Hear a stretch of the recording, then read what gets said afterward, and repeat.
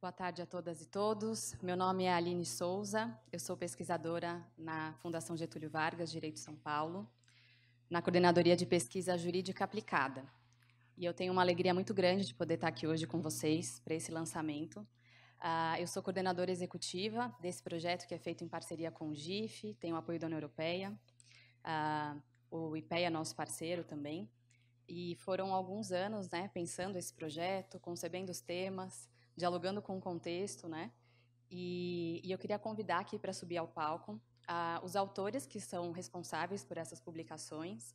E a gente tem uma alegria de ter uma publicação também pensando na América Latina, que aí não foi desenvolvida pela FGV. Então, eu queria chamar, por favor, Juan Carlos Lozano, que vai representar a Impactia, uma startup de origem colombiana, e que fez uma parceria junto com a Cívicos, desenvolvendo uma pesquisa sobre acesso a recursos para as organizações da sociedade civil na América Latina, estudando os últimos 4 anos de fundos privados e fundos públicos. Então, ele vai compartilhar os achados desse levantamento. Queria que todos ficassem muito atentos, porque a ideia desse lançamento, além de celebrar, é a gente discutir esses dados, porque a ideia é que eles sirvam como instrumentos de atuação, de articulação e de incidência. Então, a gente vai abrir para perguntas e comentários para cada uma das apresentações. Depois que o Juan falar, a gente vai ter a pesquisa apresentada coordenada pelo Augusto Irata, que é de fundos patrimoniais. Então, queria convidar o Augusto e a Raquel Grazioli, que estiveram envolvidos na publicação, para subir aqui ao palco, por favor. Foi muito interessante que essa pesquisa dos fundos patrimoniais ela estava desenhada naquele formato bem acadêmico. Vamos fazer o termo de referência, pensar um cronograma. E dias depois que a pesquisa começou, surgiu uma medida provisória criando a legislação dos fundos patrimoniais e exigiu que a gente fizesse uma pesquisa aplicada de verdade, né, dialogando com o Congresso Nacional e tantas outras organizações que a gente vai mencionar depois aqui, como o IDES, que foi a liderança para a coalizão pelos fundos filantrópicos. Depois que o Augusto apresentar, junto com a Raquel, a gente vai falar sobre a pesquisa dos incentivos regulatórios às doações, que quem coordenou foi a pesquisadora Natasha Salinas, professora na FGV Rio. Foi uma parceria super importante para esse projeto. Bem-vinda, Natasha. E a Michele Sanches, que também foi a pesquisadora nessa pesquisa. Tem algumas outras pessoas que foram envolvidas diretamente na produção desses capítulos, né, desses estudos. Talvez elas ainda cheguem, vão se juntar aqui a gente ao palco. Mas uma coisa que eu queria ressaltar é que a gente sempre foi tentando construir esse projeto em parceria com muitas organizações que estão aqui, por meio de debates, apresentação de relatórios parciais. Então, muitos de vocês foram acompanhando a trajetória de elaboração dessas pesquisas. E hoje é o momento da gente celebrar, porque é a entrega final. E a gente tomou um cuidado para que a pesquisa tivesse ainda muito atual. Então, ficou ontem pronto da gráfica, o que vocês vão receber hoje, porque a gente fez um esforço grande junto com o GIF para atualizar com relação ao cenário no Congresso Nacional. Então, tem algo interessante que, por mais que os temas da pesquisa, pensando ITCMD, que é o Imposto de Doação, incentivos fiscais, fundos patrimoniais, fossem temas mais à vanguarda, pensando assim no ambiente jurídico das organizações, eles ainda se fazem muito presentes, então a gente tomou esse cuidado de atualização das publicações. Com isso, eu queria então convidar, por favor, o Juan para apresentar. Acho que ele tem um PowerPoint para usar. Salva de palmas para ele.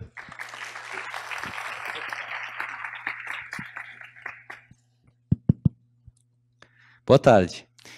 Então, só porque eu não nunca fiz essa apresentação em português, eu gostaria muito de fazer em português só porque estou no Brasil, mas vou fazer em espanhol porque tenho só 15 minutos, 20 minutos para fazer e não vai dar.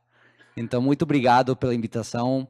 Eu estou aqui como representante de um time de 2 organizações, Impactia, que somos uma startup de impacto social baseada em tecnologia, que está trabalhando para fazer que seja mais fácil o acesso das organizações e os empreendedores sociais na América Latina aos recursos, à financiação, aos fundos, para ter um impacto e mudar as coisas. E também dos cívicos, vocês já conhecem os cívicos, já tiveram o prazer de ter o Guilhermo aqui falando sobre o Monitor. O time foram 5 pessoas das 2 organizações e trabalhamos durante um ano para fazer este reporte. Então, vou falar rapidinho sobre os resultados, tá? Vou mudar agora no espanhol. Entonces, voy a hablar muy despacio también.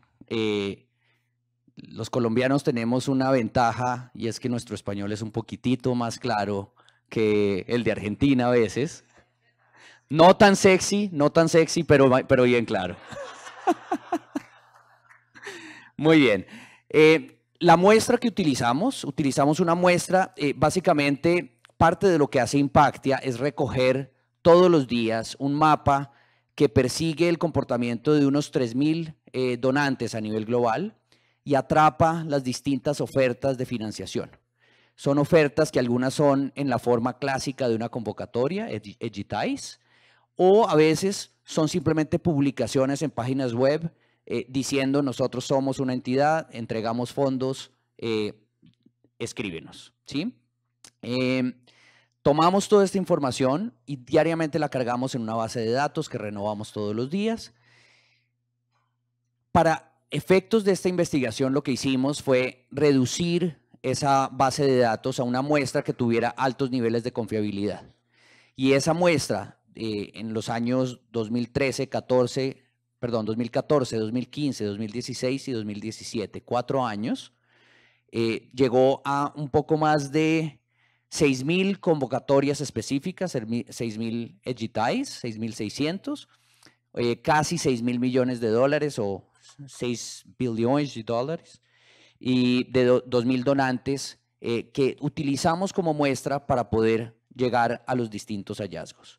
Mi propósito no es contarles todo lo del informe, porque me interesa que vayan ustedes allá, puedan descargarlo y puedan leerlo. Pero sí les voy a dar un avance bastante general de algunos de los hallazgos que tuvimos, también aprovechando el valor añadido de trabajar con Civicus en este análisis. Y esto creo que es algo bien importante porque de entrada el reporte lo que hace también es entender cómo los recursos se han convertido en otra forma de restringir el espacio social, de cómo los recursos son una limitación que ahorca de una manera muy particular a organizaciones y activistas y los lleva a que tengan bajas probabilidades de éxito y que por ende también se sientan restringidos en su actividad. El primero de los hallazgos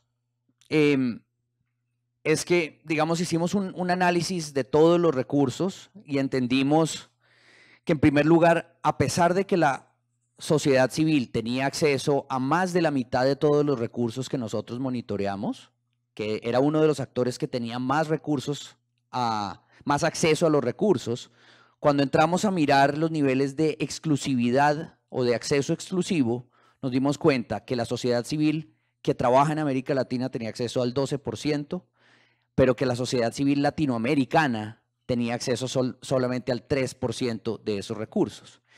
Entonces eso nos llevó a entender que también, a pesar de que con otros segmentos, otros tipos de actores, por ejemplo, los emprendedores sociales, sí hay una mayor cantidad de recursos exclusivos, los discursos de distintos gobiernos, de distintos movimientos frente a la prioridad que debe ocupar el fortalecimiento de la sociedad civil en América Latina no se compara con los recursos exclusivos y con la priorización que se tiene.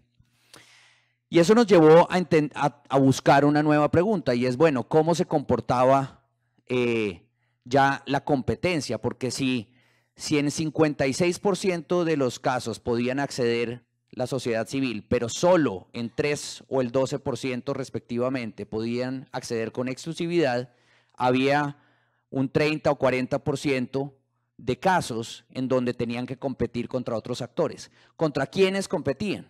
En el 74% de los casos contra ONGs internacionales. En el 71% contra el sector privado. Y ahí digamos que tenemos una mezcla de actores que pueden ser muy distintos. Emprendedores sociales, grandes corporaciones también, universidades están allí. las privadas.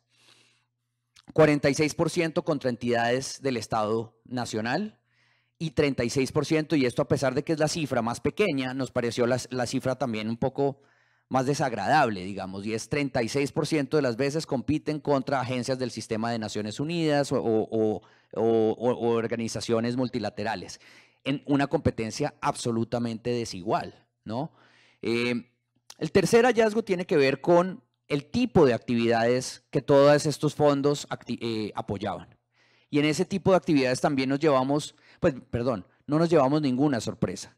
Digamos, lo que nos dimos cuenta es que la mayoría de los recursos se destinan a actividades que son más bien como proyectos de prestación de servicios públicos o de apoyo social, ¿sí? Lo que fue sorprendente es el nivel exagerado tan pequeño de acceso o de, digamos, ofertas en torno a temas como la protección de los derechos humanos, el activismo. 6%, menos del 6%, 5,70 y algo por ciento fueron los recursos que sí estaban destinados a actividades, digamos, de incidencia o lo que algunos podrían denominar controversiales ante los ojos de otros actores. ¿Esto qué quiere decir? Que de todas maneras los recursos sí se están yendo a agendas cómodas, agendas poco o que de pronto no promueven los debates, que no promueven la profundización de los diálogos entre distintos actores. Cuarto punto, tiene que ver con temas de sostenibilidad. Y en el tema de sostenibilidad nos damos cuenta que hay, lo voy a mencionar más adelante, pero que hay un exceso de proyectitis dentro de todo este mundo del acceso a los fondos, ¿sí? El proyecto se convirtió en la unidad única de trabajar o de entregar los recursos, y a pesar de que tiene, según muchos estudios, implicaciones positivas desde el punto de vista de la organización, desde el punto de vista de la ejecución y el monitoreo y evaluación, tiene muchos problemas desde el punto de vista de generar impacto, porque un proyecto nunca resuelve el problema. Son los procesos, proyecto tras proyecto, los que realmente generan cambios profundos en las sociedades. Entonces ahí hay un problema, ¿por qué? Porque adicionalmente esto está generando unos efectos supremamente nocivos en las organizaciones sociales que no tienen la manera de poder mantener su personal, que no tienen la forma de darles garantías de buenas garantías de empleo a quienes trabajan en la sociedad civil, en donde a veces lo normal es tener contratos cada 6 meses o a veces, cuando les va mejor, al menos cada vez en el marco de un proyecto. La inversión en un 97% se está yendo a proyectos y solo un 3% se destinó a actividades de base o a actividades generales, o lo que se dice en inglés core funding. Lo último, una sorpresa muy grata, porque creo que esto es distinto de lo que está pasando en otras regiones, y es que 1/3 de todos los recursos que nosotros alcanzamos a estudiar en el marco de esta muestra fueron recursos que nacieron, que salen, que son ofertados directamente de actores latinoamericanos. Es decir, acá hay las posibilidades de soñar con un proceso de desarrollo endógeno, en donde los mismos actores, tanto públicos como privados, en América Latina, están tomando un rol más activo en financiar a la sociedad civil, ¿sí? Ahí hay unas limitaciones. Lo que está pasando en este momento en México tal vez es un contraejemplo de lo que está sucediendo allí, pero definitivamente es un número, es una cifra con la que no nos esperábamos, creíamos que iba a ser menor, y creo que es una buena noticia que hay que aprovechar. Entonces, en la publicación van a encontrar todos los detalles de estos 5 hallazgos. Van a encontrar gráficos como estos que les muestra el acceso a las oportunidades o el nivel de acceso a oportunidades según los distintos actores. Van a encontrar gráficos, información y análisis como esta que les habla ya de la oferta exclusiva para cada uno de los actores. Van a encontrar otra información como esta en donde calculamos y analizamos las frecuencias de competencia entre estos actores y cómo se genera, así como el distinto tipo de actividades apoyadas por cada uno de los mismos. ¿Listo? Otra información, quiénes son los que apoyan a las organizaciones y también el tipo de temáticas. Ahí nosotros tenemos toda la información indexada por los Objetivos de Desarrollo Sostenible, y esto es, a pesar de que no nos metimos a profundidad, esto lo estamos dejando para futuros estudios, lo vamos pues lo cubrimos. Para cerrar en estos últimos 5 minutos, ¿qué significan estas cosas? Y acá, digamos, traté de hacer una lista. Esto parece una lista de mercado de pronto, pero la verdad que tratamos también como de resumir en unos puntos específicos qué significa o cuál es el impacto que esto genera. Lo primero, ya lo dije, ¿sí? Hay una proyectización de los fondos, y esto nos obliga a pensar cómo podemos encontrar mejores sistemas, cómo logramos conciliar el esquema de trabajo por proyectos, que es conveniente para los presupuestos de muchos donantes, con la realidad del terreno, con la realidad de generar desarrollo y de crear procesos de larga duración. 2, encontramos una inversión muy insuficiente en realmente lograr que exista una sociedad civil plural, diversa, sostenible. En informes, no en este, pero en otros informes que hemos producido, hemos notado que cuando analizamos la oferta, encontramos que el 70% de los recursos se concentran en 4 o 5 objetivos de desarrollo sostenible, mientras que desde la demanda hay al menos 11 objetivos de desarrollo sostenible que albergan ese 70% de las necesidades. Esto se ve acá. Están buscando organizaciones muchas veces muy grandes, con ciertas capacidades, olvidando las distintas manifestaciones de la sociedad civil que hay.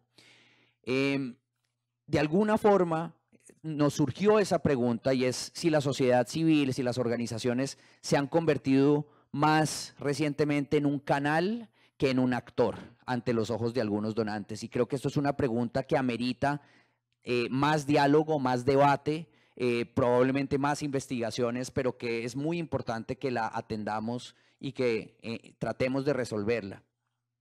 Encontramos asimismo que los datos sugieren que la necesidad de buscar una mayor cantidad de autonomía, de buscar organizaciones o de propender porque existe una sociedad civil que pueda arriesgar mucho más. Hay poco riesgo, hay poca disponibilidad o disposición a tomar riesgos en el marco de estos fondos que nosotros identificamos, pero además hay muchos riesgos en presionar a las organizaciones involuntariamente tal vez, pero presionarlas a que olviden sus misiones, a que se dirijan hacia otras agendas, a que se concentren en pocas agendas. Los donantes no siempre demuestran tener una disposición a adaptarse a América Latina específicamente. Somos, a diferencia de otras regiones, una región que habla en 3 idiomas básicamente, de pronto 4, ¿sí? Pero todo solo se encuentra en inglés. La mayoría del acceso a la información está en inglés. La mayoría de los formularios piden que sean diligenciados en inglés, y ahí hay una limitación y una barrera muy grande. Y por último, está el tema de las organizaciones de la sociedad civil internacional, de las ONG internacionales que están llegando a América Latina, siguen llegando, siguen generando presencia. Vale la pena revisar cuál es el rol de estas organizaciones y cómo es que logramos que estas organizaciones contribuyan al fortalecimiento de la sociedad civil latinoamericana y no sean una barrera adicional o una limitación. El resumen es de 5 recomendaciones que dejamos ante los donantes. Las recomendaciones para la sociedad civil se las dejo para que las lean en el informe. Pero primera recomendación es simplemente necesitamos poder crear una mayor cantidad de fondos hechos a la medida de América Latina. América Latina merece poder tener fondos específicamente destinados hacia nosotros, pero también pensados en cuanto a los objetivos nuestros. Poder fortalecer la agenda de activismo y apoyo a los derechos humanos. Esto no se puede quedar solo en el discurso. El 3% es muy poco para lo que está viviendo la región. Es escandaloso, ¿sí? Entonces tenemos que poder presionar hacia un aumento de los recursos priorizados hacia esta agenda. Un apoyo a la toma de riesgos, a la innovación es necesario. No podemos dejar que los donantes sean la principal fuente de no innovación o de conservadurismo. Necesitamos que con estos fondos se pueda tener la oportunidad de meter la pata, básicamente.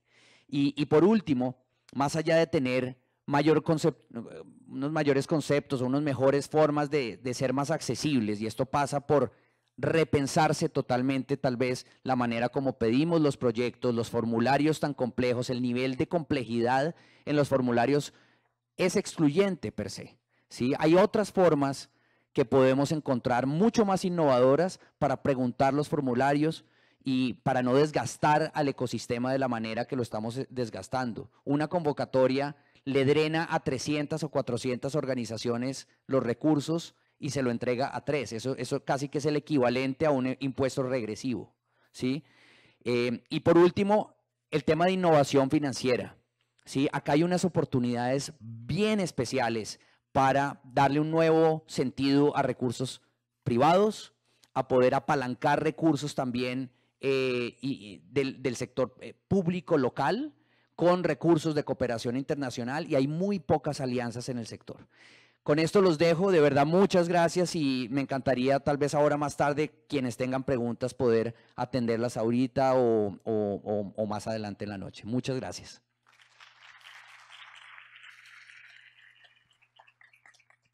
Graças, Juan. A gente vai colher 3 perguntas ou comentários. Acho que seria legal, como o Brasil não foi um país em específico no estudo, né? Seria legal a gente também compartilhar, quem tem a experiência de captação de recurso e a vivência de edital, dialogar com essa perspectiva que o Juan trouxe. Então, quem quiser levantar a mão, ela vai levar o microfone. E eu queria começar, Juan, até te perguntando, né? A pesquisa ela terminou em 2017, certo? A coleta? A coleta, sim. E a gente, de 2017 para cá, em diversos países, tem vivido um contexto político muito diferente, né? Então, mudanças importantes acontecem de 2017 para cá, e queria saber como está a reflexão de vocês sobre esse cenário, porque talvez, aí é uma hipótese que eu queria ver como é que para vocês isso ressoa, né? Que esse perfil de projetização ele pode começar a ser mais questionado agora, nesse contexto em que se exige um apoio mais institucional e para as organizações que estão aí voltando mais à sua missão inicial, né? Com agendas mais de essência. Então, queria te ouvir sobre isso, enquanto o pessoal se anima a fazer comentários. Tá. Eu acho que os dados da pesquisa não dão para responder essa pergunta, cientificamente falando, mas o que a gente quer fazer é continuar usando esses dados no contexto de perguntas como essa, sim? Então, eu acho que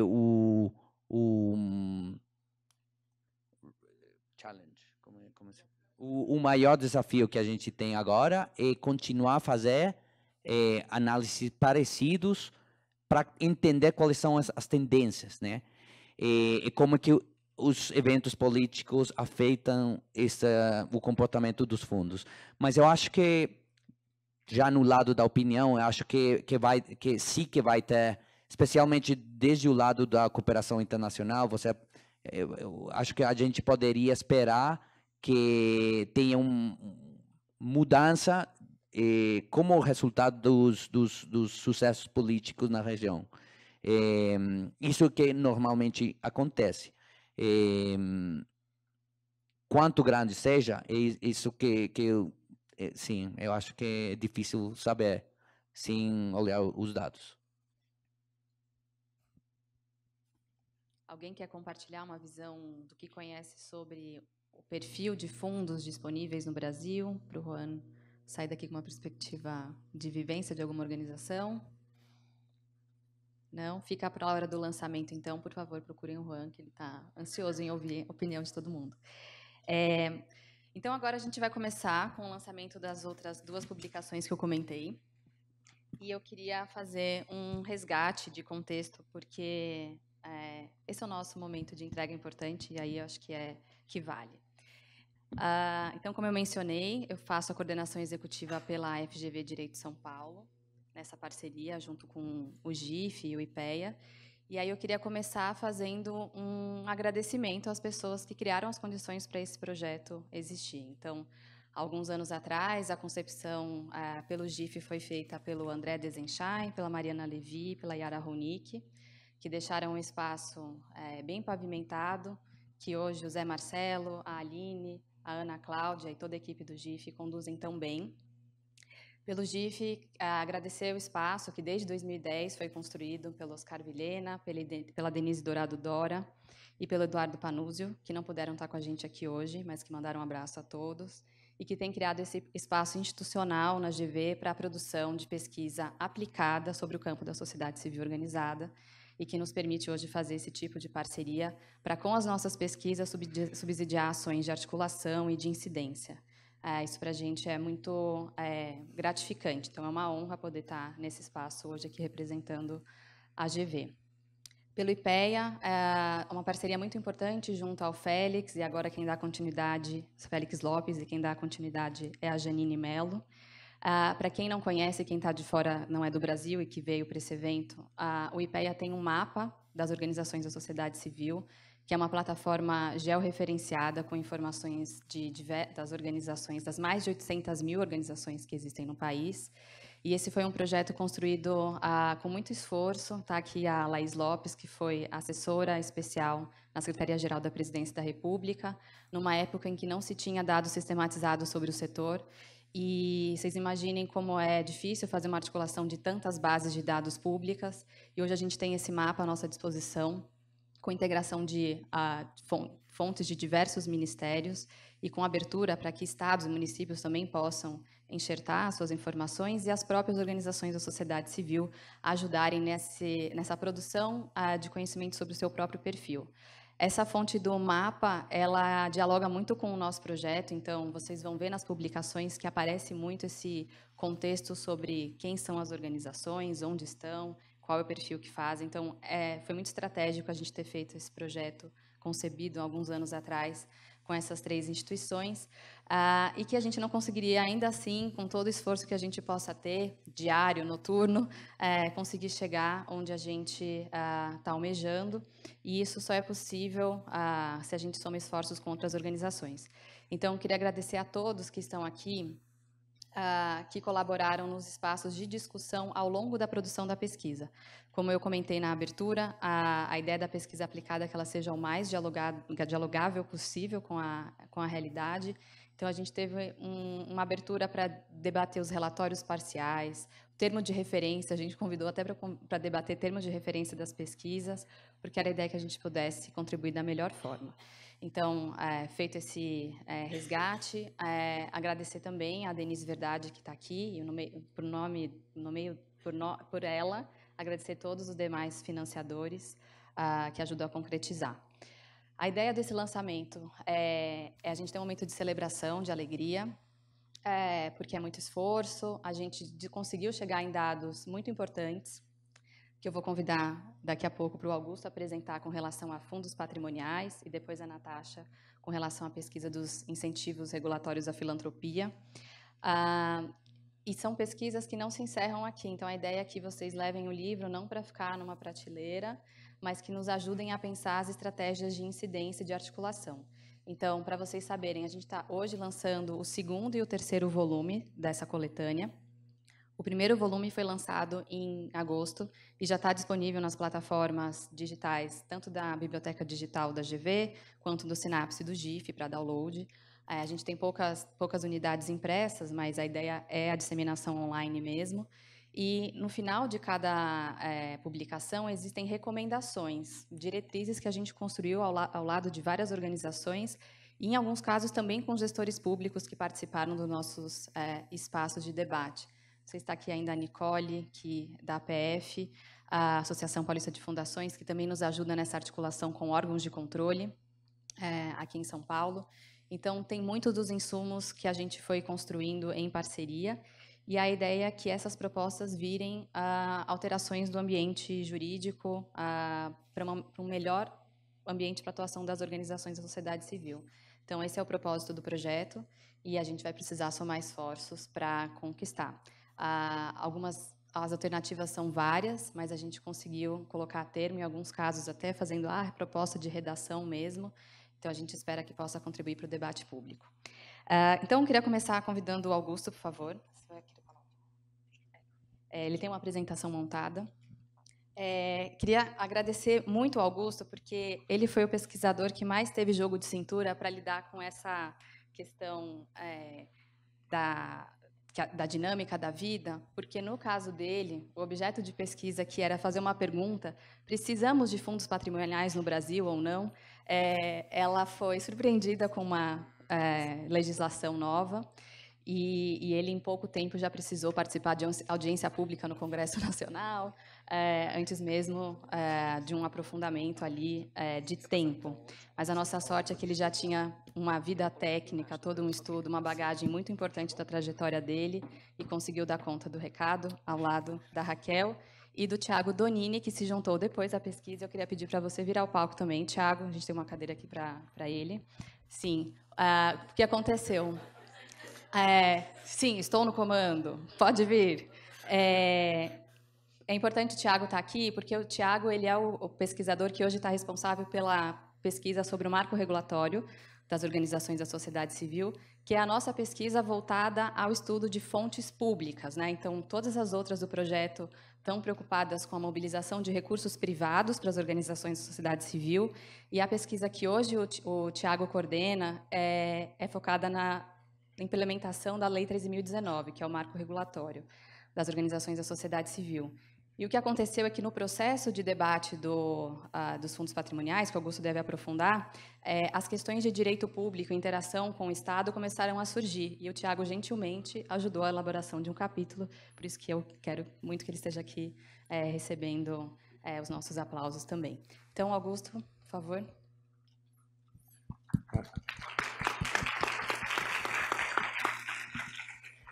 Boa tarde a todos. Eu gostaria de começar fazendo um registro aqui, um agradecimento. Foi um trabalho de pesquisa muito bacana e um pouco refletindo aqui o que diz qualquer consultor de desenvolvimento pessoal, né? Diria, olha, você vai ficar feliz quando trabalhar com gente mais competente que você, né? E nesse caso, eu posso dizer que estou plenamente satisfeito aqui, né? Meus colegas foram fundamentais para que a gente chegasse a esse resultado, né? A Raquel, o Thiago, a Aline, o Panunzio, que fugiu aqui do momento, mas, enfim, que também contribuiu muito para o desenvolvimento da pesquisa. Eu não sei se eu entendi direito, que a Aline mencionou que tive um filho no meio da pesquisa. Não, mas isso também, além do advento da medida provisória, isso também conturbou um pouco os trabalhos, mas meus companheiros... Ainda mais porque foi o quarto filho. Meus companheiros foram muito compreensivos e suportaram as minhas ausências muito bem, né? Gostaria de fazer um segundo registro aqui em relação ao Juan, registrando a minha dupla inveja aqui. A nossa pesquisa tem muito menos dados práticos, né? É muito difícil obter dados específicos sobre fundos patrimoniais, porque são entidades privadas, né, no Brasil. E a segunda causa da minha inveja é que o meu português é ainda muito menos sexy que o espanhol colombiano, né? Então, mas eu espero que vocês aguentem, né? Desculpem por isso. Vamos lá. Entrando aqui mais propriamente no tema, eu procurei fazer um resumo das conclusões, porque eu sei que muita gente que está aqui já me viu apresentar o resumo das conclusões, mas eu espero que, enfim, tenha conseguido fazer uma síntese que faça sentido sem repetir muito aqui um pequeno defeito na animação. Mas eu queria começar falando um pouco sobre o conceito de fundo patrimonial, que parece óbvio, mas eu estou propondo um elemento polêmico aqui como resultado da pesquisa. Para a gente ter um fundo patrimonial, é necessário que exista um patrimônio capaz de gerar renda, né? Com um patrimônio, simplesmente, eu não consigo gerar renda, não posso financiar uma atividade de interesse social. Então, um imóvel sei lá, tombado, que não possa ser utilizado e não possa gerar frutos, não vai servir bem para constituir um fundo patrimonial, ele não vai financiar uma outra atividade, né? Além do patrimônio capaz de gerar renda, eu preciso ter uma intenção de financiamento perpétuo, né? Se eu tenho um projeto que tem começo, meio e fim, muito claramente, eu não classificaria isso como um fundo patrimonial, não faz sentido aplicar a mesma regulação de um fundo destinado ao financiamento contínuo. O terceiro elemento, a causa de interesse social, que eu chamei propositadamente aqui de interesse social, apesar da maioria das referências chamar de interesse público, para um pouco descolar aqui do direito administrativo, né, supremacia do interesse público, mas, enfim, a causa de interesse social pode ser compreendida como um objetivo altruísta, né, que pretende ter um impacto coletivo. Isso parece também óbvio, mas não é nem um pouco, né? A gente tem imensas discussões aqui sobre atividades limítrofes, né? Se a gente tiver um clube aqui organizado como uma entidade sem fins lucrativos, né, que só beneficia os seus membros, isso é uma atividade de interesse social, né? A gente pode ter uma entidade destinada a treinar ou fornecer educação e qualificação aos funcionários de uma determinada empresa, né? Isso é interesse social? Bom, enfim, está promovendo educação, parece que sim, né? Mas de certa forma essa educação vai trazer um benefício econômico direto para o financiador, que é qualificar a mão de obra, né? A gente tem os clubes de futebol, né? Por exemplo, na legislação do Reino Unido, os clubes de futebol são expressamente excluídos da definição de charity, né? Então, isso não é filantropia, né? Não é uma atividade com fins lucrativos, não é uma atividade com fins lucrativos, né? Continua sendo uma atividade sem fins lucrativos, de certa forma promove o esporte, mas a gente não consegue enquadrar aqui como de interesse social, né? Mas, enfim, esse não é o objeto da pesquisa. Por último, aqui o elemento mais polêmico, e que eu estou propondo aqui com base nos resultados da pesquisa, é que para a gente ter uma regulação de fundo patrimonial, é preciso que o financiador não esteja ele próprio gerindo o patrimônio, né? Por que eu estou propondo esse elemento? Porque quando o financiador continua à frente da gestão do patrimônio, não há uma promessa, né? Não é que a entidade gestora do fundo patrimonial promete a quem provê os recursos aplicar o recurso de uma determinada forma, né? É quem tinha o recurso, de fato, né? Quem gerou o recurso por meio da prestação de serviço ou por meio de uma outra atividade. O dono do próprio recurso continua gerindo, né? Ele pode até ter declarado que ele aplicaria numa determinada causa, naquela entidade, com aquele formato.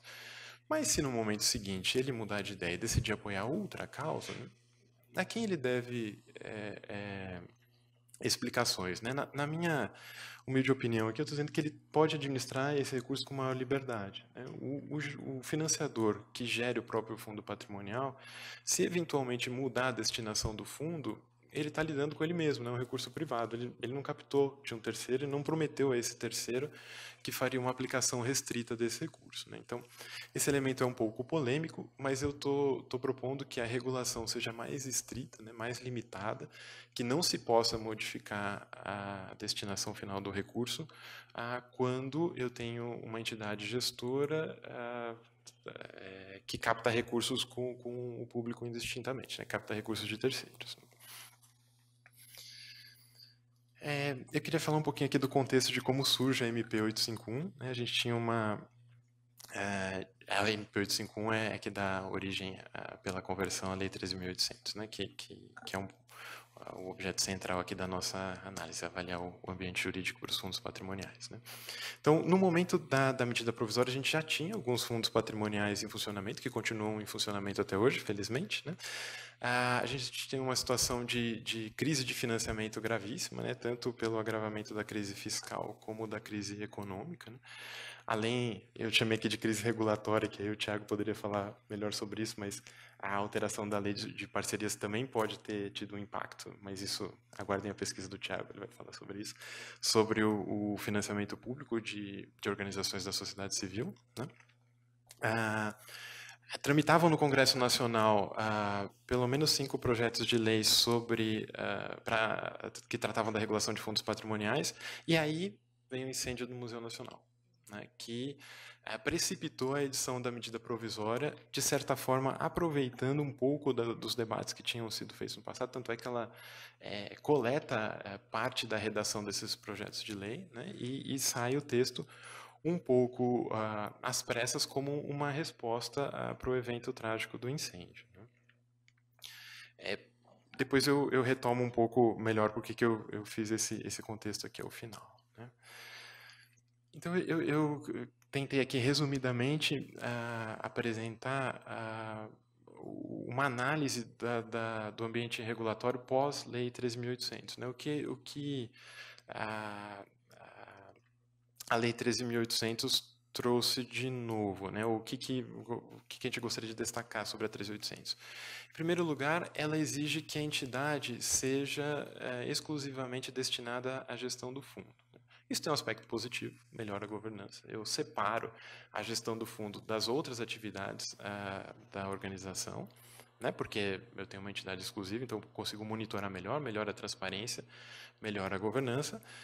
Mas eu crio a necessidade de uma entidade a mais, né? Então eu crio aqui um custo de transação. A gente, ao longo da pesquisa, foi abordado por diversas entidades que já têm um fundo patrimonial próprio, né, que administram diretamente, preocupados com o custo de ter que criar uma entidade a mais, né? E aí, já antecipando aqui uma conclusão, a nossa visão é de que a Lei 13.800 é um modelo de fundo patrimonial, né, para organizações da sociedade civil. Não é o único modelo, não é o modelo. Né, não é necessário que qualquer entidade que vá organizar um fundo patrimonial siga necessariamente o modelo da 13.800. Né? Então, com isso, a gente mantém a liberdade de organização, mas cria um framework, um modelo pronto ali para quem desejar aderir. Né? A lei também impõe uma estrutura mínima de governança. Né? E aí depois eu mostro isso num slide melhor, com pelo menos 3 órgãos. Também isso tem um aspecto positivo, que é melhorar a governança, melhora a transparência, eu crio mais controles, mais freios, eventualmente, para um desvio de finalidade, mas também cria um custo maior, né?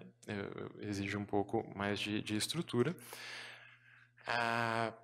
Eu vou avançar aqui para a gente manter a adesão ao tempo. Só falar aqui sobre a possibilidade de organização sobre a forma de fundação ou associação. Né?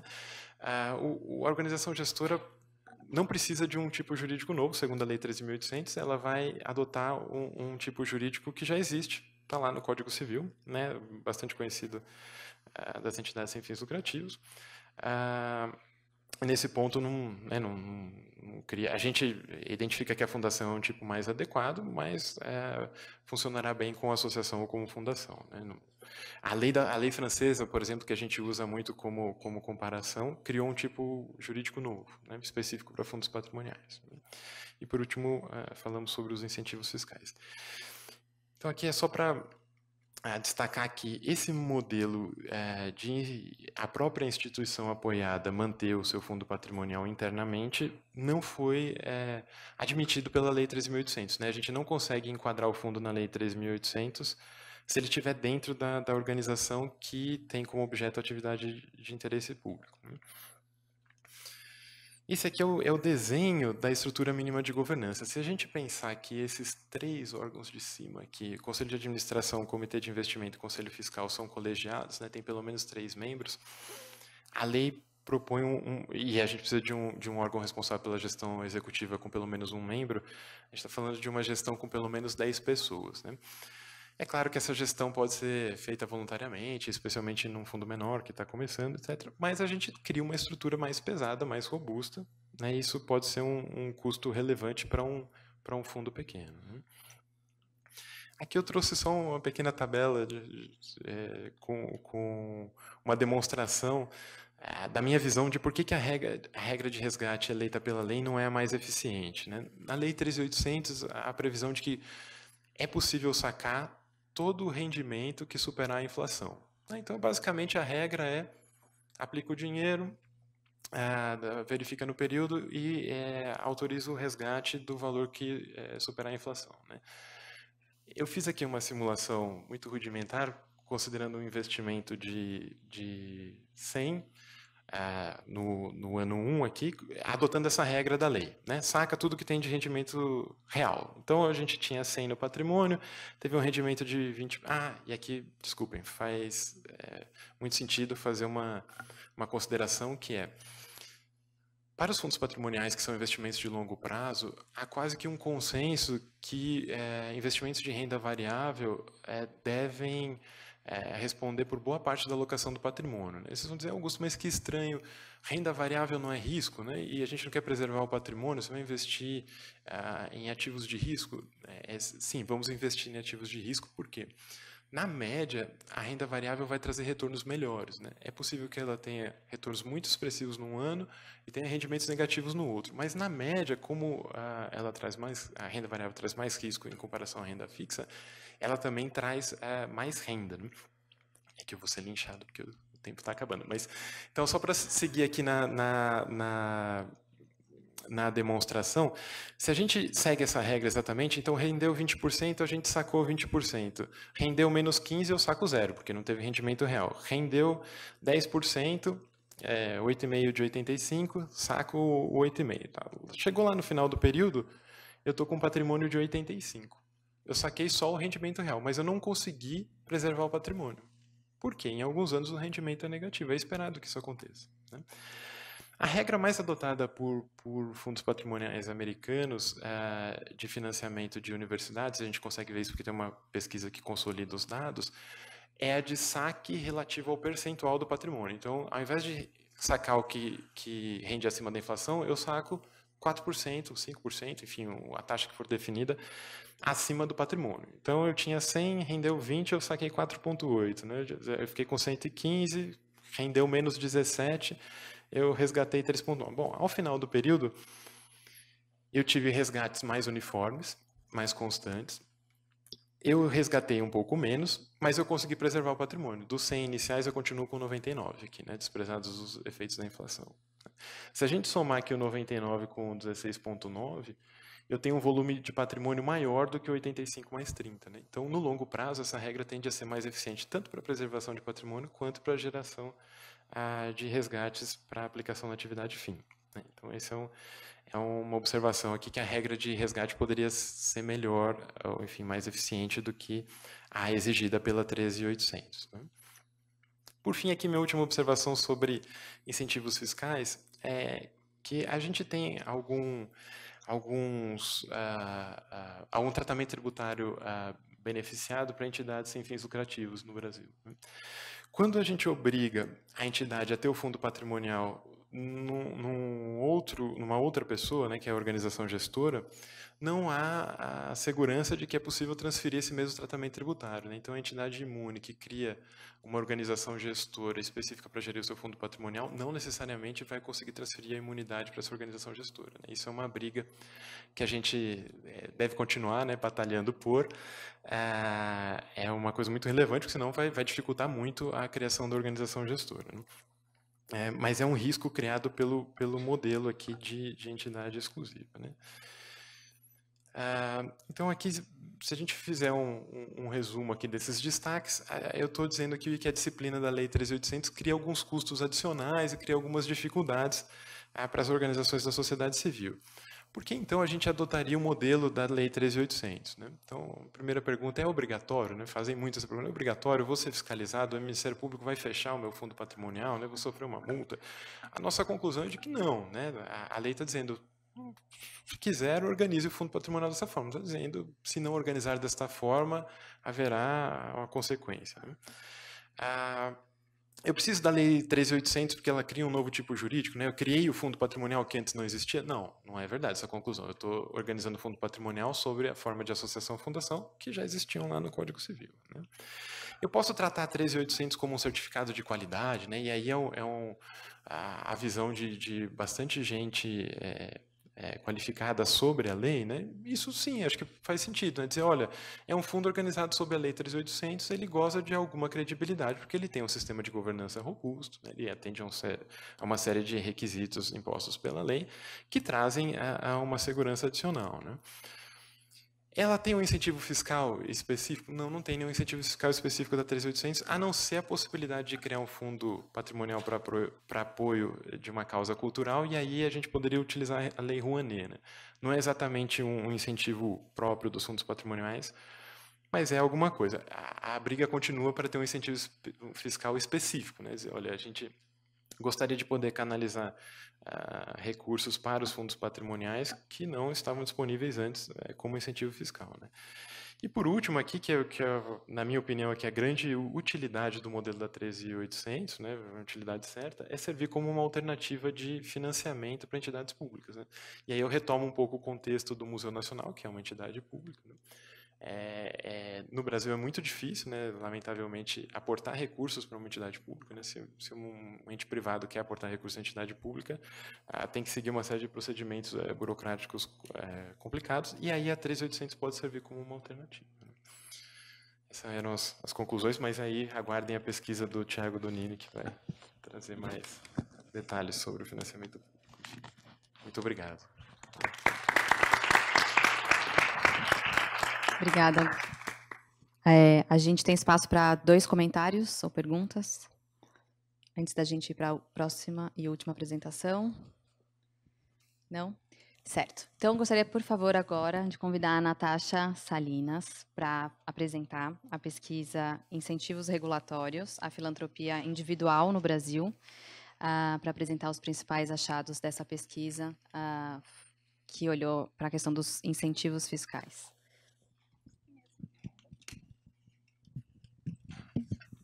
Alô, boa tarde a todas e todos. É um prazer estar aqui hoje para apresentar os resultados da nossa pesquisa, que virou agora uma publicação, né? Também compartilho com o sentimento do Augusto de que foi muito interessante participar desse trabalho, né? Foi uma equipe, foi muito bom trabalhar em conjunto com a Aline, com o Eduardo, né? E especialmente com Michele e com Ana Letícia. Nós somos as 3 coautoras desse livro e trabalhamos conjuntamente, embora com perspectivas e formações distintas, né? Acho que o casamento deu muito certo, né? Enfim. E então estamos felizes aí de estar aqui hoje discutindo esse resultado desse trabalho. A minha fala vai ser mais no sentido de convite à leitura do que propriamente apresentar todos os achados da nossa pesquisa, porque eles são muitos e eu tenho receio de me perder e de deixar muita coisa de fora. Então, na verdade, eu vou mais um convite no sentido de explicar como que é a estrutura desse livro, né? Que tipos de questões nós tentamos responder e aí convidá-los para ler o nosso trabalho e identificar lá os nossos principais achados, né? Quando nós iniciamos essa pesquisa, o termo de referência dela estava muito bem construído, então nós tentamos segui-lo, né, à risca. Nós ficamos muito confortáveis em executar o termo de referência feito pelo GIF, pela FGV, né, enfim. E aí, as perguntas que nós, em função desse termo de referência que nós queríamos responder, no livro, aqui na introdução, a gente resume a 8, né? Uma delas é se as doações contribuem para a sustentabilidade das OSCs, né? As doações individuais. Então, é um projeto sobre sustentabilidade, e aí a nossa pergunta é, afinal de contas, as doações individuais realmente financiam as entidades, né? A outra pergunta é se é possível identificar uma cultura específica de doação para o caso brasileiro, em vista de experiências culturais de outros países. E no que a cultura brasileira de doação individual se diferencia de outras culturas, né? E aí é importante essa dimensão cultural, porque se a gente olha só para a parte regulatória, incentivos fiscais, doações individuais por meio de incentivos fiscais, a gente não tem o cenário completo, porque a maior parte das doações se dão à margem, né, desses incentivos, e esse é um dos achados que nós comprovamos na pesquisa, né, que um percentual muito, muito pequeno de doações é realizada por meio de incentivos. Também nos preocupamos nesse estudo de perfil sociocultural, tentamos responder qual é o perfil socioeconômico dos doadores individuais, né? Enfim, já existem alguns estudos que, embora eles digam coisas diferentes, adotem metodologias diferentes, nos dão uma ideia, né, de como se comporta esse doador. E as crenças e atitudes, né, desse doador dentro dessa pesquisa.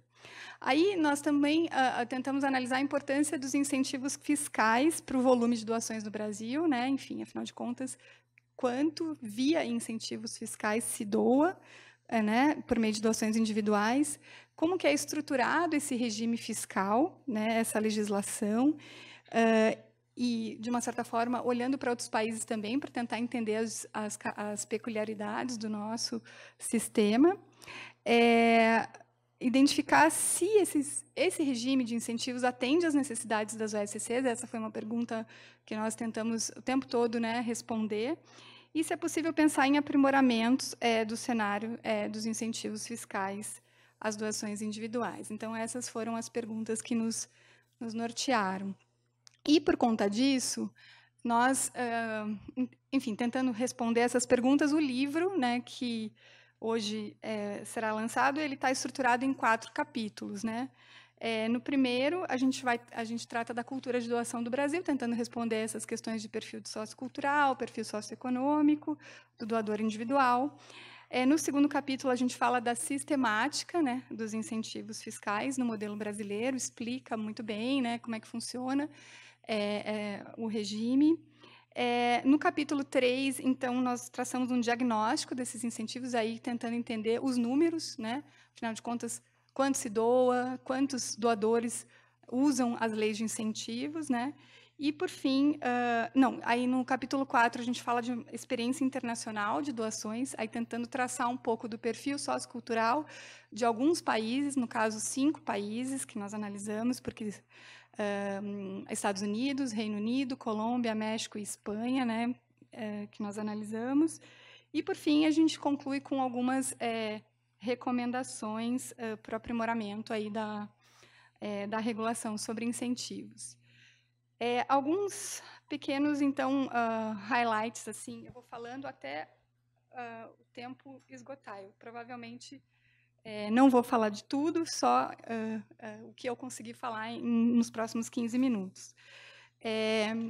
No capítulo 1 sobre cultura de doação, nós usamos, a nossa metodologia foi basicamente usar a revisão bibliográfica de estudos feitos sobre cultura de doação no Brasil. E aí havia vários estudos já realizados, então nós tentamos mapear esses estudos, né?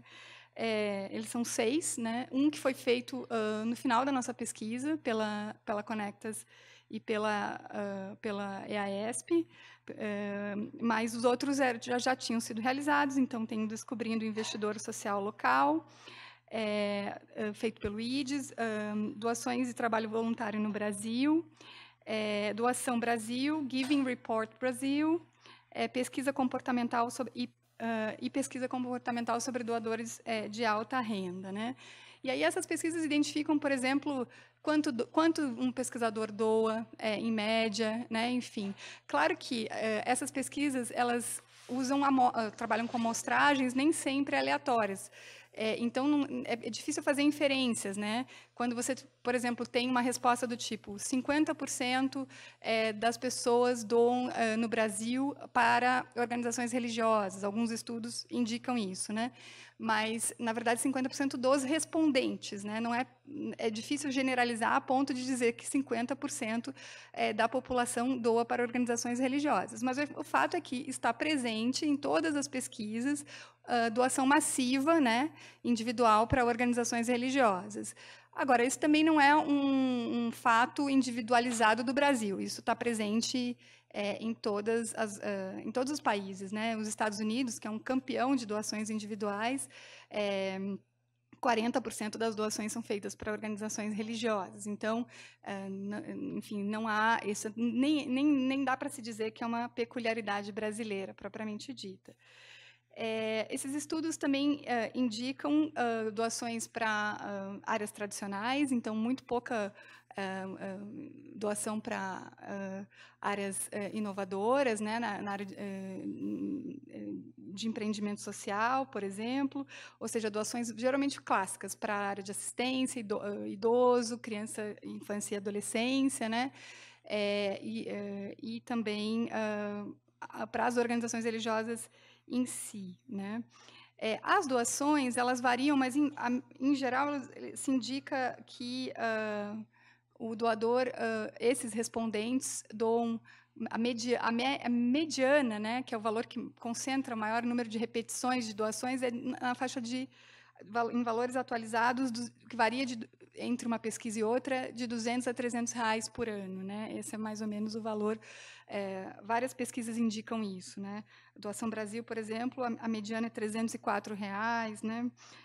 A Giving Report Brasil é 219 em 2018 e 274 em 2017. Aliás, as doações vêm caindo e o Brasil vem caindo no ranking de doações sistematicamente, né, com a crise econômica, política e financeira pela qual vem passando.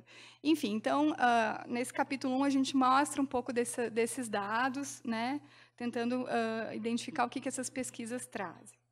No capítulo 2, aí sim, a gente apresenta uma sistemática de como funcionam os incentivos nas diferentes áreas, né, que basicamente envolve cultura, esporte, infância e adolescência, atenção oncológica, projetos oncológicos, estou esquecendo alguma coisa, pessoas com deficiência, e são projetos, né? Então, os incentivos fiscais, você não pode doar para pessoas físicas, individuais, não se doa para uma organização, se doa para projetos chancelados pelo Estado, né? E isso, enfim, é, na verdade, uma das grandes dificuldades, porque são poucas as áreas que podem receber esses recursos incentivados. Então, você tem aí inúmeras áreas não contempladas nessa legislação. E uma coisa interessante que a gente identificou nesse capítulo 2 é o histórico legislativo, né? Os antecedentes aos quais a gente chega hoje, e nesses antecedentes, o que se identifica é que já se permitiu um dia no Brasil que as pessoas físicas pudessem doar para organizações e não para projetos. Hoje, as únicas pessoas que podem fazer isso são as pessoas jurídicas, que podem doar, né, até 2% do seu faturamento para organizações e não para projetos. Isso já se permitiu um dia para pessoas físicas, isso caiu da legislação. Então, a gente mostra também que foi uma pena, que foi uma perda, né? Então, a ideia também, como proposição no final do livro, é resgatar, equalizar, né, no sentido de dar tratamento igual às doações de pessoas físicas e pessoas jurídicas para os incentivos. Pulando para o capítulo 3, que é o capítulo onde nós trouxemos dados mais inovadores, né, é o capítulo em que a gente traça um diagnóstico, né, das doações. E aí, curioso, porque existe uma estimativa de que, por exemplo, a pesquisa Doação Brasil, feita pelo IDES em 2015, fez uma estimativa de que aproximadamente 56 milhões, né, de pessoas doaram naquele último ano, e pessoas individuais, né, fizeram doações naquele último ano. Só que 56 milhões e 900 mil, né? Só que, naquele mesmo ano, tivemos 51.561 contribuintes que doaram via leis de incentivo. Então, dos 56 milhões, apenas 51 mil fizeram uso do incentivo. Claro que nem todos esses 56 milhões podem fazer uso do incentivo, só podem fazer uso dos incentivos quem declara imposto de renda na modalidade completa, né, que naquele ano eram 11 milhões, mas de qualquer jeito a diferença é muito grande. Entre 11 milhões, apenas 56 mil fazem uso desses incentivos. E aí, quando a gente pensa em valores, aí a situação é dramática, né, em termos de valores, porque eles se aproximam, aí depende muito do ano, mas o volume doado via leis de incentivo fica sempre na faixa de 70, 60 milhões de reais, quando o potencial, né, que se poderia doar via as leis de incentivo seria até na faixa de 8 bilhões. Então, se poderia, se a gente não fizesse nenhuma alteração na legislação vigente, só fizesse bom uso dessa legislação, se as pessoas aderissem a essa legislação, esse volume de doações poderia ser muito, muito maior. Então, esse capítulo ele fala muito dessas questões de inefetividade da legislação.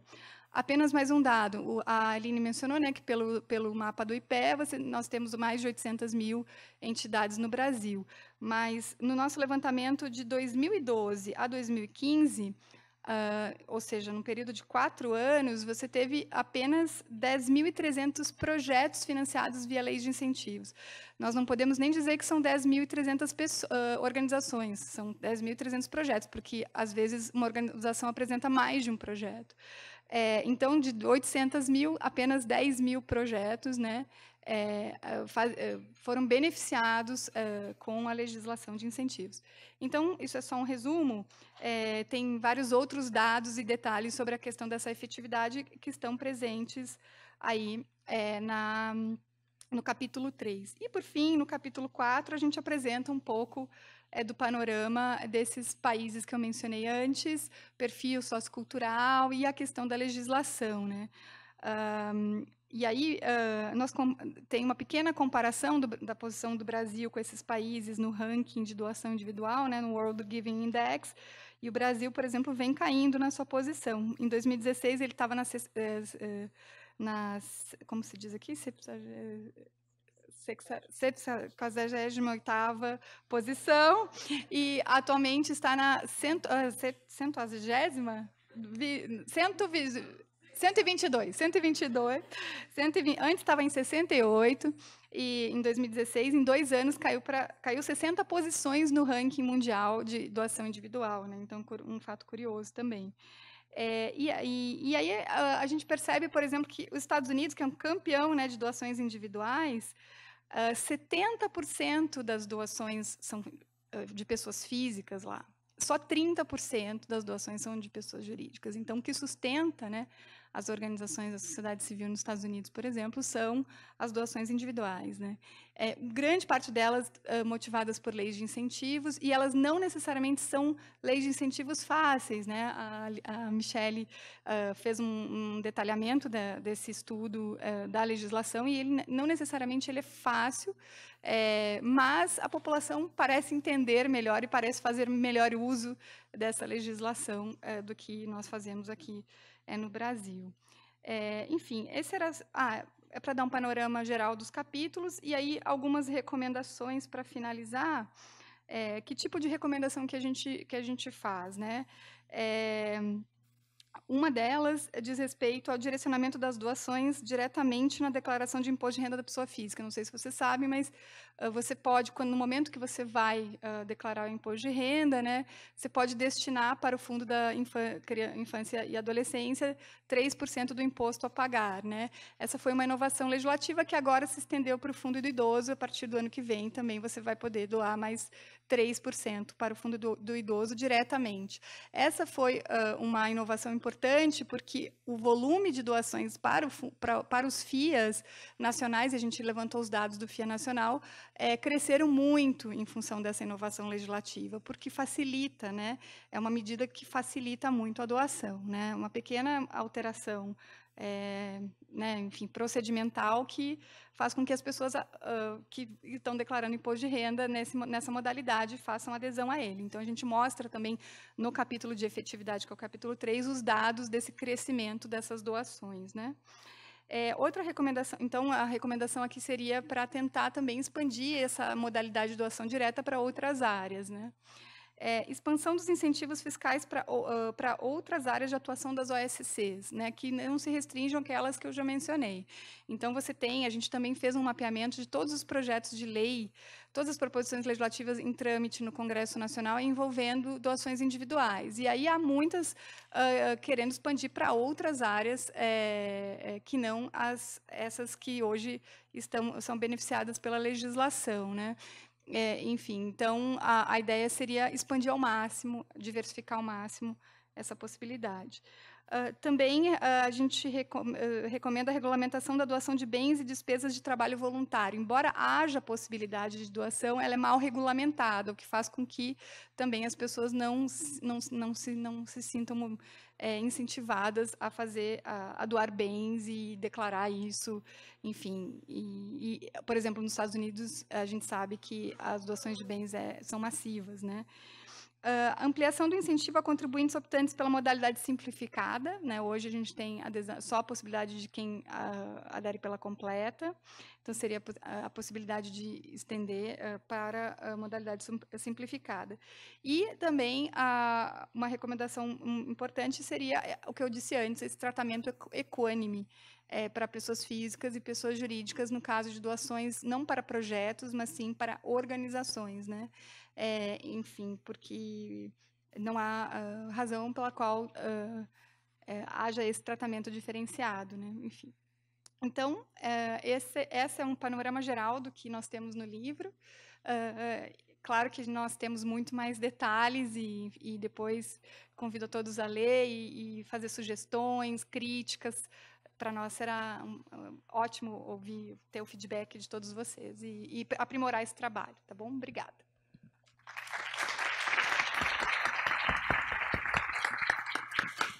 Obrigada, Natasha. A gente tem espaço para 2 comentários ou perguntas. Alguém? Finalmente. Se pudesse apresentar, por favor.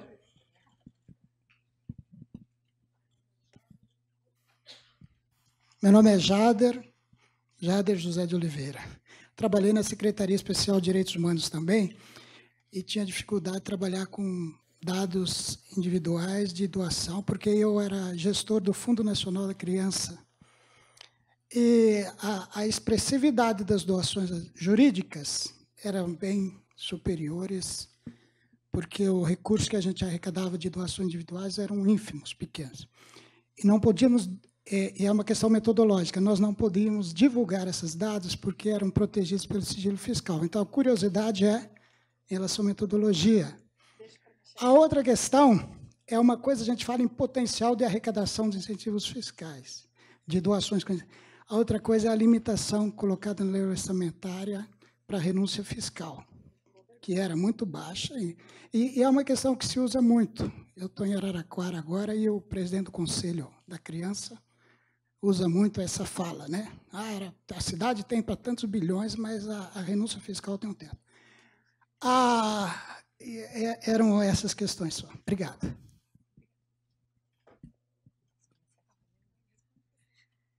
Boa tarde. Bom, obrigada, Jader, pela pergunta. As perguntas muito relevantes. Com relação ao acesso aos dados, isso foi um belo de um gargalo para a gente. Nós usamos a Lei de Acesso à Informação, que está aí para qualquer cidadão utilizar e ter acesso justamente a esses dados. Claro, respeitado o sigilo fiscal, mas mesmo assim tivemos dificuldade em obter os dados, foi um longo processo até a gente conseguir essas informações, e, de fato, a arrecadação, os valores que são doados no âmbito dos fundos são muito baixos. O fundo do idoso é absurdo, assim, é realmente muito ínfimo. E eu queria só fazer um comentário, que a pesquisa, o escopo da pesquisa, ele se restringe com relação ao fundo do idoso e ao fundo da infância e adolescência, aos fundos federais. A gente não olhou para os estaduais e municipais, porque é uma quantidade muito grande, e a gente queria mostrar, realmente entender, pelo menos nessa esfera, se funcionava ou não. Então, eu reforço o convite da Natasha para que vocês deem uma olhadinha nesses dados. Apenas na questão da doação direta dos 3%, aí sim a gente tinha dados de vários fundos, né? E aí a gente apresenta também a distribuição geográfica. Não, a geográfica acho que a gente não colocou no livro, mas aí a gente coloca os números dessas doações de todos os fundos via doação direta dos 3%. Sim. E com relação à questão da renúncia fiscal, a gente trabalhou tanto... É um exercício, né? A gente está mexendo com esses dados para provocar e para a gente pensar e poder visualizar de que forma, qual que é a efetividade real do uso desses recursos. Então, tem alguns gráficos bem interessantes em que você consegue verificar os valores efetivamente doados, o valor da renúncia para determinado ano, e a gente usa aquele potencial, aquele limite estabelecido na lei, na legislação, de 6% global, mais 1% PRONAS, mais 1% PRONON, que seria 8%. Então, a gente fez uma estimativa de valores, e aí o dado que a Natasha mencionou aqui, que está na casa do bilhão, né, que é o potencial máximo, ele está olhando para esse valor, que seria os 8%, do imposto de renda apurado dos 11 milhões de indivíduos que declaram seu imposto de renda pela modalidade completa. Mas a gente também considerou a renúncia. E é até interessante verificar como a renúncia vai variando de ano a ano, sem grandes justificativas. Então, acho que também é um indicativo de que não se tem um grande controle, um olhar público com relação a isso. Mas, de qualquer jeito, as doações individuais são menores do que as estimativas de renúncias, né? Então, esse valor a gente apresenta sempre menores. Então, mesmo ainda tem um escopo para crescimento aí. E eu ia falar uma coisa, me esqueci. Acho que é só importante, uma coisa que a Natasha falou, eu gostaria de reforçar. A gente olha para esses dados nossa, está sempre aquém, né, do esperado, mas isso é uma excelente oportunidade de crescimento. Então, do jeito que está a legislação, ainda tem um enorme potencial de uso. E eu acho que é importante a gente lembrar disso. Eu lembrei o que eu ia dizer. Na verdade, se você pega... O FII até tem uma proporção melhor. A gente olhou o nacional, né? 30% dos recursos do FII vem de pessoas físicas. É um número até elevado. Se a gente compara com Lei Rouanet, é só 3% que vem de pessoas físicas, né? 97% vem de pessoas jurídicas. No caso do FII é 30%. Ainda assim, 70% vem de pessoa jurídica e não de pessoa física. Mais alguém? Aqui. O microfone saiu.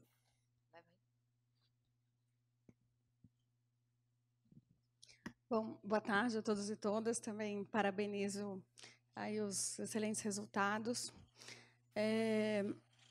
Eu trabalhei, enfim, 5 anos na Secretaria-Geral da Presidência da República e a gente foi atrás dos primeiros dados que hoje aqui a gente consegue esmiuçar. Então, estava lembrando que a gente, enfim, trabalhou muito com as peças orçamentárias também, para avaliar o potencial de renúncia e quanto que, de fato, foi utilizado.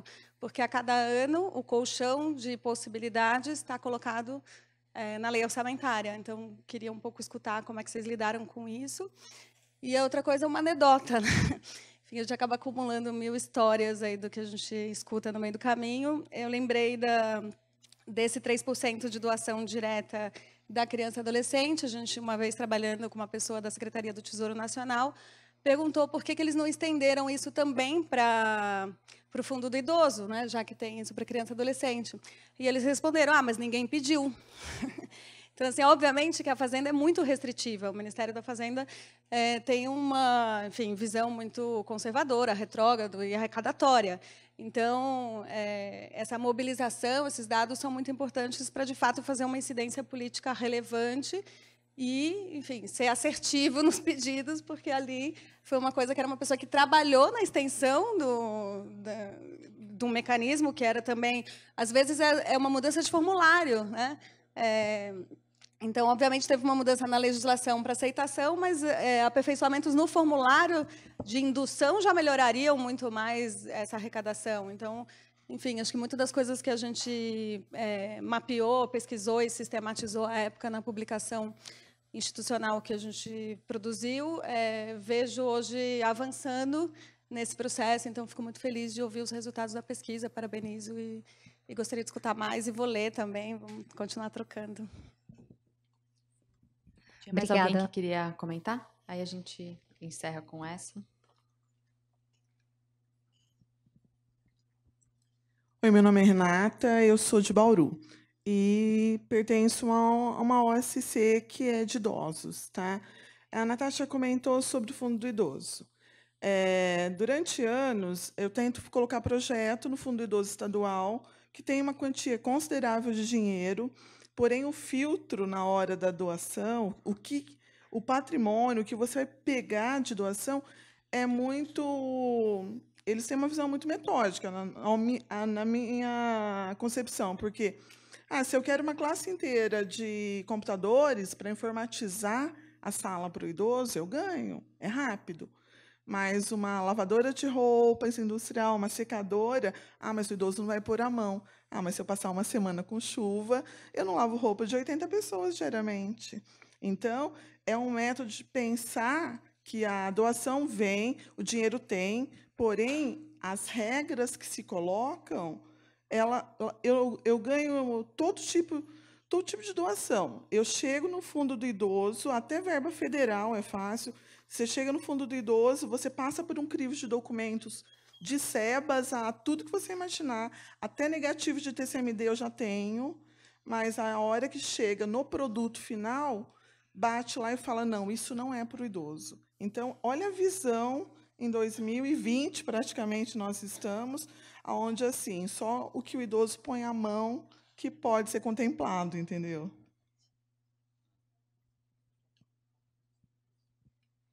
Bom, primeiro endereçando a questão da Laís, obrigada pelo seu comentário. É muito importante para a gente ouvir de quem participou e estava nos bastidores, principalmente do momento que você viveu no governo. Bom, com relação aos dados, a gente usou os demonstrativos de gastos tributários da Receita Federal. Esse foi um dos documentos, foram dos documentos que nós usamos que mais embasou a gente entender quais eram as renúncias fiscais. Mas a gente não focou tanto na lei orçamentária, a gente já foi direto para os dados da Receita. Não sei se você quer complementar mais alguma coisa? Sobre a burocracia. Ah, sim, Laís, de fato. A gente conversou. Não, a questão da burocracia que a Laís falou de melhorar o formulário, a gente conversou bastante sobre isso. De fato, tem muito. Com relação à questão cultural, as pessoas. Muita gente não sabe, enfim, esse é um fator que influenciaria muito o aumento das doações. E a gente debateu muito esses pequenos ajustes burocráticos que têm um potencial de melhorar o acesso, o engajamento das pessoas à doação. E a gente até menciona brevemente alguns deles. Convido você a aprofundar a leitura lá e depois trazer os comentários para a gente. Renata, né? Muito obrigada por trazer essa sua visão. É muito importante a gente também ter essa perspectiva. Na pesquisa, a gente focou muito na questão regulatória, então, na estrutura geral de como funciona e na parte mais burocrática. Mas essa agenda que vem do poder público é importante que seja debatida e que vocês tragam essa discussão. Mas, infelizmente, a gente não abarcou não tem esse viés a pesquisa, ele vai mais para um lado de efetividade, de cultura de doação. Enfim, não consigo te dar uma devolutiva com relação a isso, mas eu agradeço que você trouxe para que a gente possa pensar em desenvolver nessa linha também. Obrigada. A gente vai fazer aqui um fechamento. Juan? Não, eu só queria dizer que eu acho muito importante, de um valor enorme, o que essas pesquisas estão fazendo, porque nos dois casos o que a gente viu nos diferentes países da América Latina é que ninguém faz sozinho, dos interessados, as ONGs ou os fundos, não fazem eles porque não dá para dividir, tem muito sentimento de competição que não dá para eles fazer sozinhos uma pesquisa completa como esses que vocês fizeram. Então, acho um exemplo bem importante para levar para outros países e um rol, se fala? Não? O papel muito importante que a academia pode ter em outros países também. Obrigada, Juan. A ideia agora é que com essas publicações elas possam subsidiar estratégias de incidência, de articulação. Então, as organizações que se interessarem e puderem entrar em contato, participar dos espaços de debate que a gente promove dentro do projeto, são muito bem-vindas. A gente está hoje colocando esforços na incidência com relação ao ITCMD, que é o Imposto de Doação, que foi o primeiro livro lançado. Então, nossos esforços de energia, nesse momento, estão para buscar o aperfeiçoamento dessa legislação. Então, é onde estamos mais focados, mas, por favor, quem tiver interesse em, por exemplo, bater lá na porta do Tesouro, da Receita, para dizer precisamos estender essa modalidade que hoje é mais favorável para a FIA e agora vai ser para o idoso, para outras, né? Então, a gente quer muito se somar, porque a ideia da pesquisa é poder subsidiar exatamente o debate público. convidar todos vocês para o coquetel. Por favor, conversem entre si, se conheçam. Muitas pessoas vieram de fora do Brasil para participar desse encontro. E dizer que amanhã a gente tem uma programação completa, de manhã até o final da tarde, então começa às 9 da manhã. A gente tem dois painéis na manhã que vão discutir ambiente legal e condições para financiamento econômico da sociedade civil. E aí a gente quer que seja um debate muito crítico e atual mesmo, com relação ao ambiente que estamos e como podemos reagir a ele. Então, a gente tem algumas pessoas muito bacanas aqui que estarão conosco amanhã. E na parte da tarde, é um momento mais propositivo. Então, são 3 workshops de cocriação na área de comunicação, conhecimento e advocacy. Então, todos convidados para continuar amanhã na nossa programação. Obrigada aos pesquisadores, obrigada a todos vocês que ficaram até agora e bom coquetel.